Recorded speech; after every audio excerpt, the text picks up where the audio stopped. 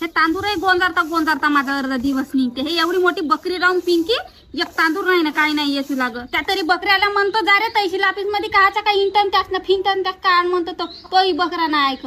Income tax नाही व income आहे तर हो तो काचा का इन्कम ना माझा फिन्कम का लागते ना कागदपत्र का नाही तर काची लाडकी बहीण होत. हा तरी मोदीनं माझं चोदी मग मला बोलला तर बोललं म्हणते रोवण्याच्या रोजाकडनं ठेवावा ना त्या कागदपत्राला करायला कनं भिडावा.